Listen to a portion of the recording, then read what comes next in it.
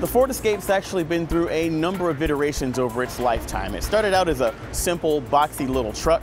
Then it became one of Ford's first hybrids, and now we've got in front of us the 2014 model. Now, the 14 Escape can actually be had with a lot of tech, but this SE model we've got in front of us is what I think in the sweet spot. Let's take a look at it and see what I mean.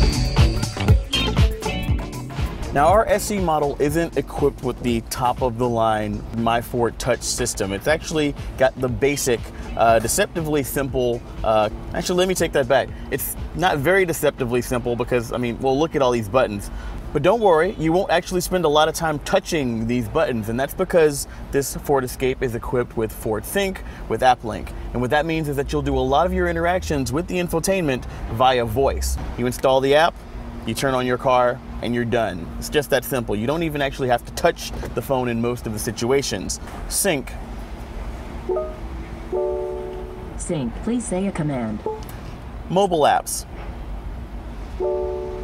Mobile apps, please say a command. Pandora. Pandora, please say a command. Play the Hives radio. That's not what I asked for, but it's close. Listen to the Hives radio. There we go. So Ford actually lists about 22 or more apps between the platforms Android, BlackBerry, and iOS. I've got a couple of them installed on my phone.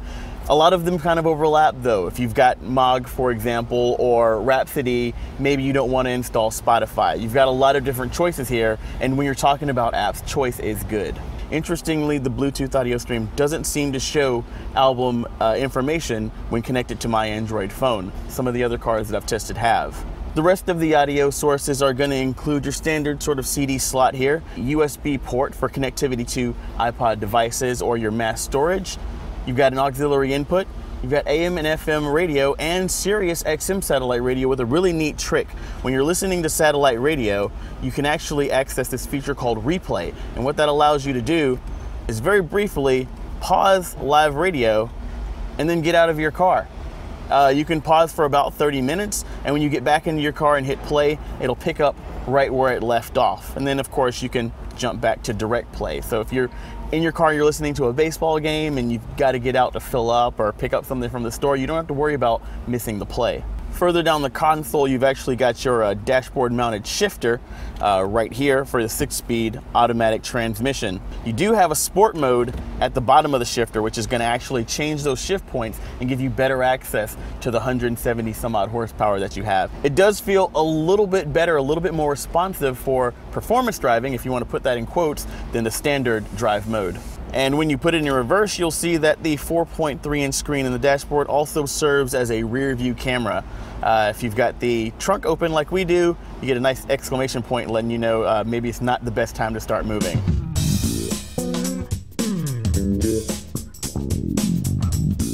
Here's where things get a little bit weird. Now, all week I've been grabbing right here what looks like the logical place to open the liftgate and getting nothing. Actually, the grab point's down here. There's a little button where you open it up the old-fashioned way. It's a little bit confusing, and I think it's one of those things that's left over from that stretched out vertical focus design where they just slap that on there willy-nilly. Now, the Ford Escape can actually be had as an S model with a 2.5-liter Duratec engine. That's a workaday engine. It's naturally aspirated. It's got quart injection. It's good for about 168 horsepower, but our SE model is actually stepping down in displacement, stepping up in power. This is a 178 horsepower, 1.6 liter EcoBoost engine. That's good for about 184 pound-feet of torque, so you're getting a little bit more efficiency. 23 miles per gallon in the city, 32 miles per gallon on the highway, and that's 1 mile per gallon more than the Duratec by every one of those metrics, and the power is actually a little bit more usable.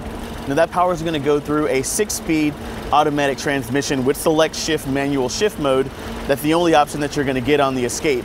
You do have the choice at the SE model between front-wheel drive and all-wheel drive. This is a front-wheel drive model, so you get better efficiency. The all-wheel drive is going to give you a little bit more traction when the weather gets a little slippery. Ford and a lot of automakers have been doing a lot of talking about downsizing engines and adding turbos to get big displacement power with small engine efficiency. So we've got the 1.6 liter under the hood instead of a 2 or 2.5 like you'd expect. in a vehicle of this size, augmented of course by that turbocharger, and by George, I think they've got it.